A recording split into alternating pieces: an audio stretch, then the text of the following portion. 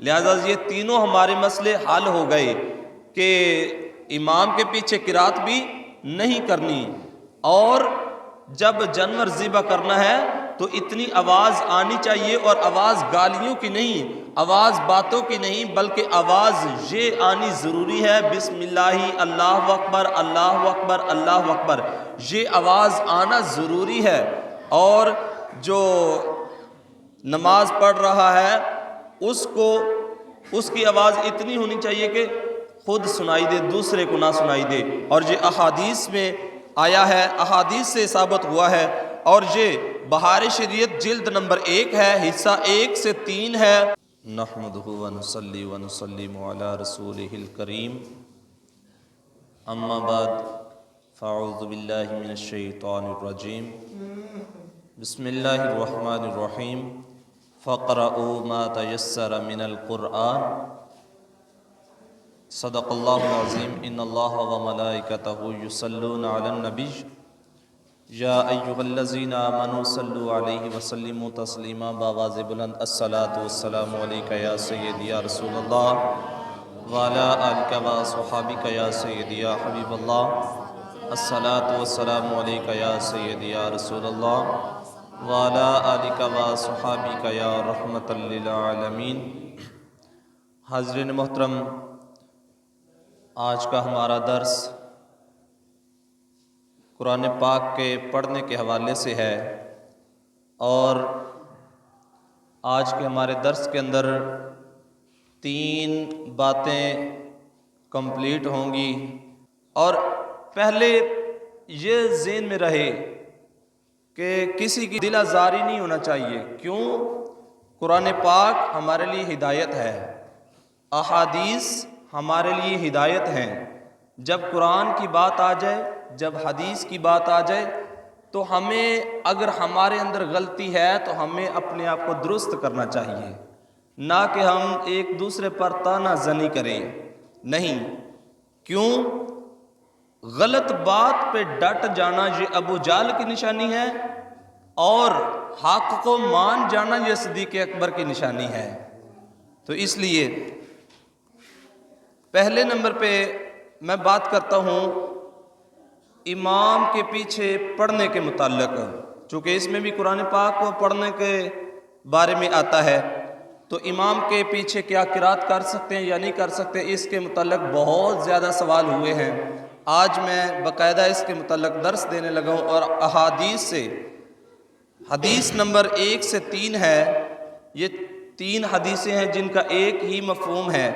امام بخاری اور امام مسلم نے اس کو روایت کیا ہے، اور ابن سامت رضی اللہ تعالیٰ عنہ نے اس کو روایت کیا ہے۔ فرماتے ہیں کہ حضور پاک صلی اللہ علیہ وآلہ وسلم نے ارشاد فرمایا، جس نے سورہ فاتحہ نہ پڑھی اس کی نماز نہیں، جس نے سورہ فاتحہ نہ پڑھی اس کی نماز نہیں، آگے یعنی نماز کامل نہیں۔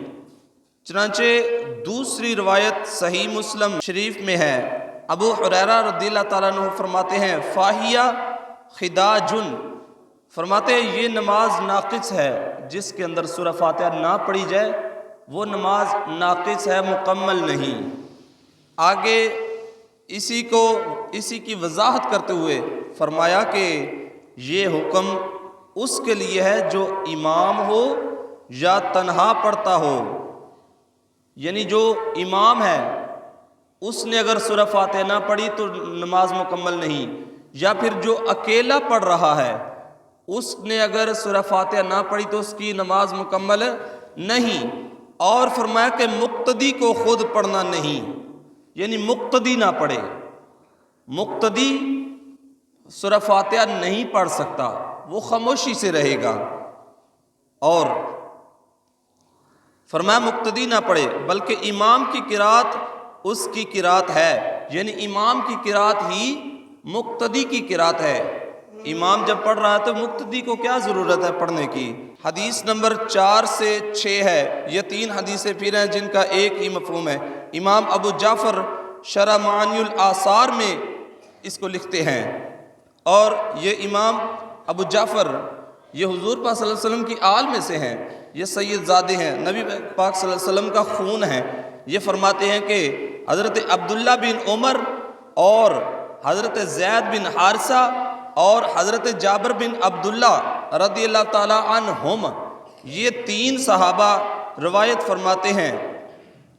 حضرت ابو جعفر نے لکھا ہے، اور انہوں نے کن سے لکھا ہے؟ حضرت عبداللہ بن عمر سے لکھا ہے، حضرت زید بن حارثہ سے لکھا ہے، اور حضرت جابر بن عبداللہ رضی اللہ تعالیٰ عنہ سے لکھا ہے، اور یہ بہت بڑے صحابی ہیں جن کے یہ نام ہیں۔ فرماتے ہیں کہ ان سے کسی نے سوال کیا نماز میں امام کے پیچھے قرات کرنے کے متعلق، تو ان تینوں صحابہ نے فرمایا کہ امام کے پیچھے کسی نماز میں قرات نہ کر، امام کے پیچھے قرات نہیں کرنی چاہیے۔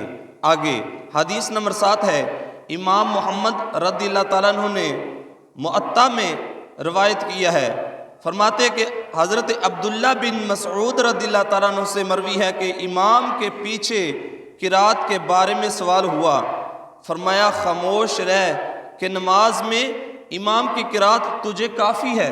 اور حدیث نمبر 8 ہے، حضرت سعد بن ابی وقاص رضی اللہ تعالیٰ عنہ سے مروی ہے، فرماتے ہیں کہ میں اس کو پسند کرتا ہوں۔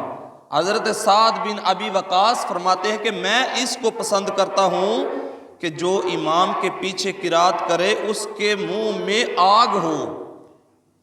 فرمایا کہ جو امام کے پیچھے قرات کرے اس کے منہ میں آگ ہو۔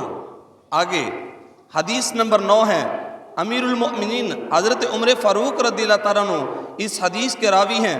آپ فرماتے ہیں کہ جو امام کے پیچھے قرات کرتا ہے کاش کہ اس کے منہ میں پتھر ہو۔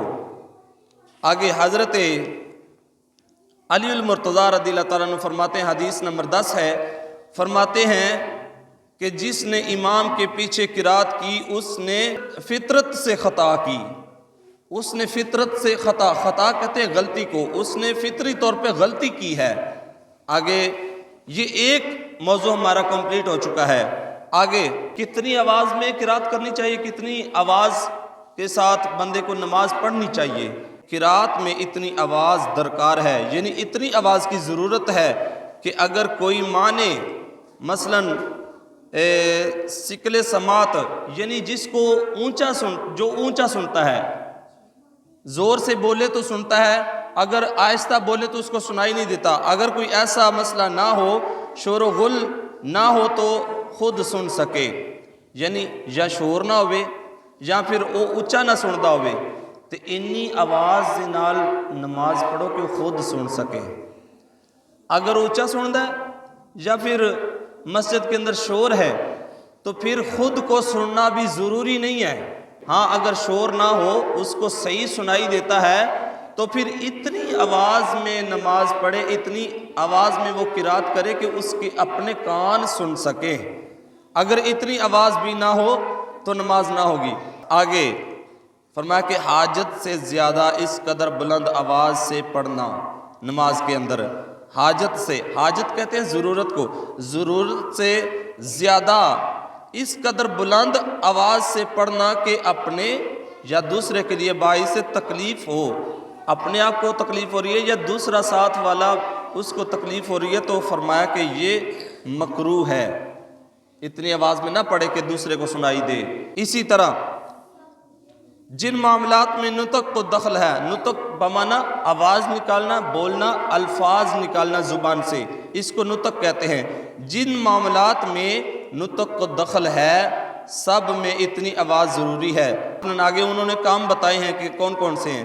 جانور کو ذبح کرنا، کرتے وقت بسم اللہ پڑھنا، طلاق دیتے وقت اطاق، استثناء، آیت سجدہ پڑھنے پر سجدہ تلاوت واجب ہونا، اگر خاموشی کے ساتھ قرآن پڑھ رہا ہے کہ خود کو بھی نہیں سنائی دے رہا، سجدہ جو تلاوت ہے وہ واجب نہیں ہوگا، اور یہ دوسرے کے لیے ہے جس کو سنائی نہیں دے رہا۔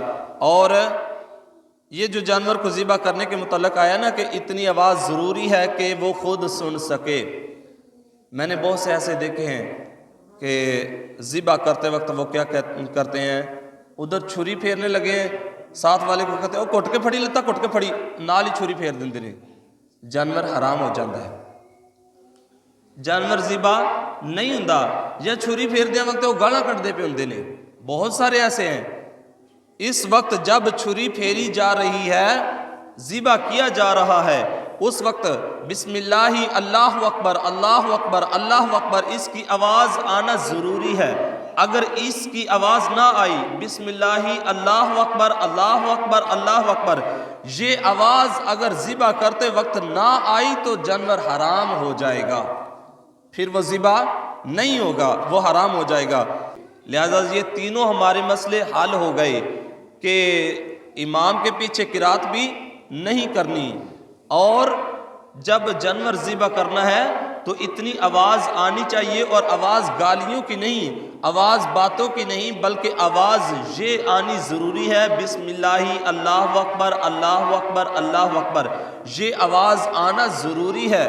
اور جو نماز پڑھ رہا ہے اس کی آواز اتنی ہونی چاہیے کہ خود سنائی دے، دوسرے کو نہ سنائی دے. اور یہ احادیث میں آیا ہے، احادیث سے ثابت ہوا ہے. اور یہ بہار شریعت جلد نمبر 1 ہے، حصہ 1 سے 3 ہے.